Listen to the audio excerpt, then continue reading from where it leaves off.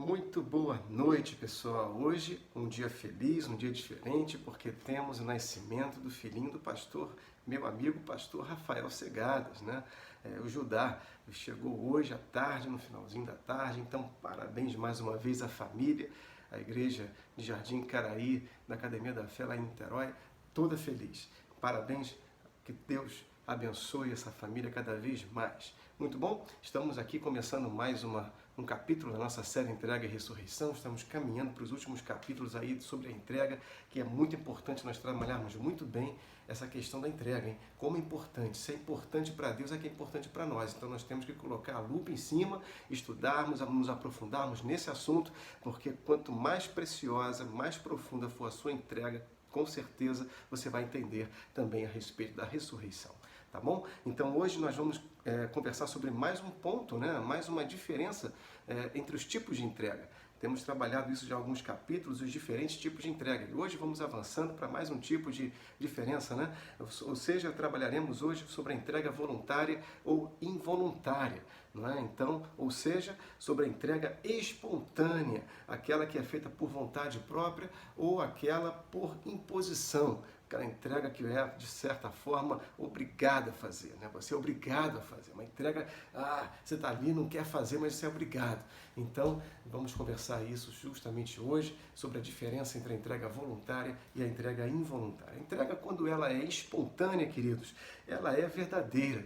Em grande maneira ela é sincera, em grande parte ela é integral também. É isso que nós buscamos, uma entrega integral, sincera, verdadeira, tal como foi a entrega de Cristo Jesus, tá bom? Então, quando, pelo contrário, né, ela é uma entrega imposta, há uma imposição sobre você, a você fazer algo que você não deseja, assumir uma direção, uma palavra que você não quer, ou seja, há uma imposição, ela acaba sendo uma entrega permeada, né, de resistências, de inconformismos e até mesmo, né, nada se desenvolve nesse sentido.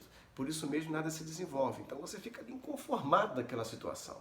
Você não se encaixa, né? Então nada acaba se desenvolvendo. Ao nos entregarmos a Deus, queridos, de livre, espontânea vontade, os nossos corações se encaixam ao coração do Pai, ao coração de Deus, ao encaixe maravilhoso aí no nosso interior, porque o Espírito Santo que está dentro de nós, ao encaixe do nosso Espírito com o Espírito de Deus. E aí a gente acaba fluindo da forma dele, isso é maravilhoso. E nesse sentido, tudo na sua vida ganha uma direção, ganha um fluir de Deus que é perfeito. Saiba que tudo que você pensa e coloca em prática da sua maneira pode estar certo, que se não acabar mal, pode acabar bem, mas não da forma como o Senhor imaginou. Né? Deus sempre tem o melhor para a nossa vida. Se você quer marcar um golaço, né? Se você um gol de placa, tem que ser do modo de Deus. Não adianta você jogar da sua maneira, tá certo? Então, lá em 2 Coríntios, no capítulo 8, afirma justamente isso, né? A respeito dessa entrega espontânea. O apóstolo Paulo fala sobre alguns irmãos que de coração, eles entendiam o propósito da obra, do reino, e colavam com Paulo, com o apóstolo Paulo, inclusive a ponto de investirem sem ele pedir, ajudarem, apoiarem sem Paulo pedir. Isso está lá no versículo 5 do capítulo 8 de 2ª Carta aos Coríntios, né? E diz lá o texto seguinte: não somente fizeram como nós esperávamos. Olha o que Paulo está dizendo. Nós esperávamos certa ajuda, certo apoio deles em oração e tal, mas não fizeram somente isso, eles foram além. Olha que gostoso perceber isso através da palavra.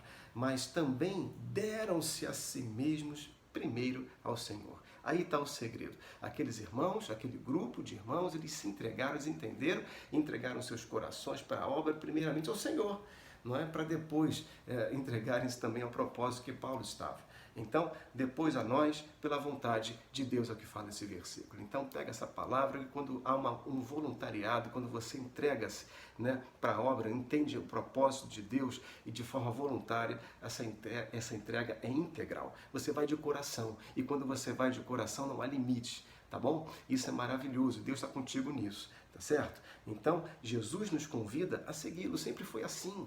Ele chamou cada um dos seus discípulos: olha, venham, me sigam, me sigam. Então, nada é imposto, né? Ou seja, nós é que nos lançamos.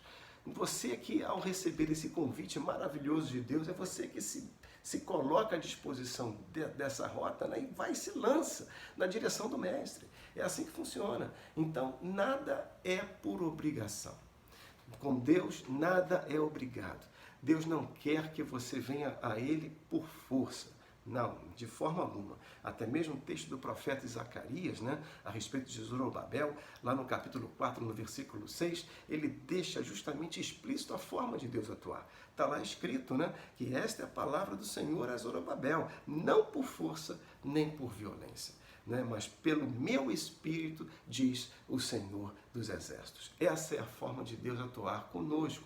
Em tudo, Ele atua pelo Espírito. Ele não coloca a força nem a violência, né? Ele quer que tudo flua de acordo com a ordem do Espírito, tá bom? Então, essa é a forma com que Deus espera que nós venhamos a nos relacionarmos com Ele também. Que seja uma entrega pelo Espírito, não por força, não por você saber que é melhor e tal, e você vai numa disposição mental, racional. Não é assim que deve ser, tá legal? Nada, você não vai rodar e não vai sair do lugar, tá certo? Então, nós não somos presos ao Senhor. Quer dizer, até de certa forma podemos ser, né? Paulo fala isso, mas você entende? Nós não somos presos ao Senhor no sentido de sermos obrigados a nada, mas pelo contrário, nós somos acolhidos. Você se sente acolhido, acolhida pelo Senhor dos Exércitos? É assim que Ele quer que você se sinta, acolhido. Assim como fala o texto de Efésios, capítulo 1, nos versículos 3 a 5. Bendito Deus e Pai do nosso Senhor Jesus Cristo, que nos tem abençoado com toda a sorte de bênção espiritual nas regiões celestiais em Cristo. Olha só, não é aqui não, hein? Você é abençoado lá, e as tuas bênçãos lá nas regiões celestiais, elas se refletem no plano natural também. E no versículo 4 ele continua, assim como nos escolheu, né? Tá aí não? Beleza? Mas, versículo 4, assim como nos escolheu nele, antes da fundação do mundo, para sermos santos e irrepreensíveis perante ele e em amor. Versículo 5, nos predestinou para ele, para a adoção de filhos por meio de Jesus Cristo, segundo o beneplácito de sua vontade. Então, eu e você, nós fomos adotados. Não pertencíamos, né, àquela missão, aquela predestinação para o povo de Israel, mas nós fomos acolhidos, nós fomos adotados. Deus nos acolheu, nos recebeu com todo amor. E assim também, como em amor, nós devemos voluntariamente nos entregarmos e amá-lo Ele também.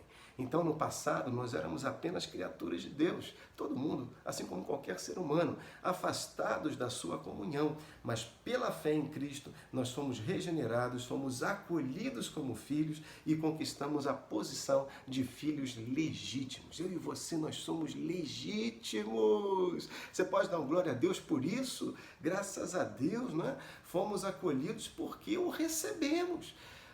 Não foi porque foi nada imposto a você. Você abriu o teu coração e recebeu o Senhor, recebeu o Espírito de Deus, assim como fala em João no capítulo 1, versículo 12. Mas a todos quantos o receberam, deu-lhes o poder, olha que coisa maravilhosa, de serem feitos filhos de Deus, a saber, aos que creem no seu nome. Então Deus tinha promessas ao povo de Israel, descendência de Abraão.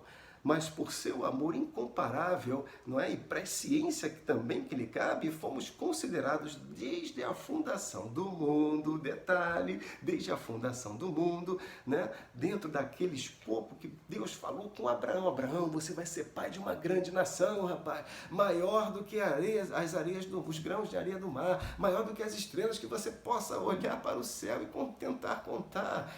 Você vai ser pai de uma grande nação.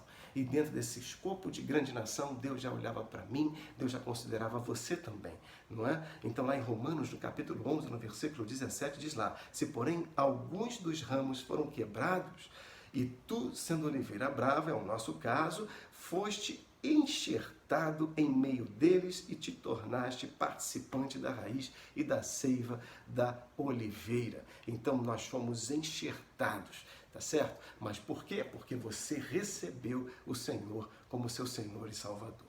Então, a entrega voluntária, ela conduz a uma vida de obediência e de dependência.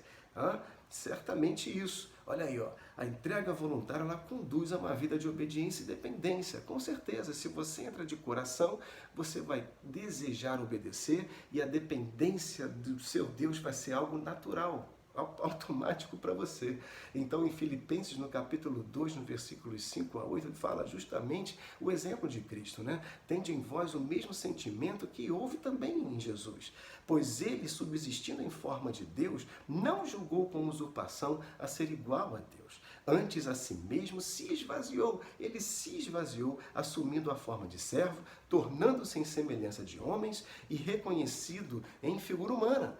A si mesmo ele se humilhou, tornando-se obediente até a morte e morte de cruz. Então essa obediência ela teve um sacrifício, ela teve o seu valor, mas a si mesmo ele se esvaziou, ele se humilhou para que pudesse cumprir essa obediência. Então Jesus conseguiu realizar isso porque ele entrou de boa vontade, ele mesmo fez isso, foi voluntário, tá certo? Não foi nada imposto por Deus, ele aceitou, comprou o projeto e viu que valia a pena e falou: Senhor, eu vou cumprir contigo, meu Pai. E é assim mesmo. Eu termino a mensagem de hoje justamente com um pensamento aí do C.S. Lewis, né? Um escritor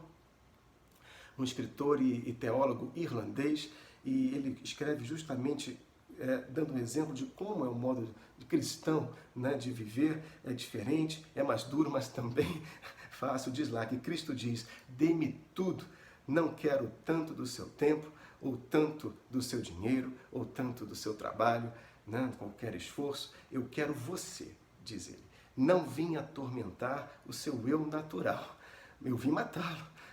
Eu vim matá-lo. Nenhuma meia medida é boa. Então é isso mesmo. O Evangelho, para ser vivido, ele gera a morte do nosso ego, do nosso eu egoísta, do nosso ser individualista, pessoal, em prol da obra do nosso Senhor. Tá certo? Então fica com essa palavra de hoje, que você possa aprender a voluntariamente, ou seja, que você possa fazer com aqueles irmãos lá, que Paulo citou em 2 Coríntios, no capítulo 8, no versículo 5, que você possa ir além das expectativas, além do que você percebe que Deus está até te pedindo, você possa ir além e agradá-lo voluntariamente, se entregando, se esforçando e buscando mais o Senhor nesse ano de 2021. Tá bom? Um forte abraço para você e até o próximo capítulo, hein? Fica firme nesse propósito dessa série que está sendo boa demais. Deus te abençoe e um ótimo final de semana.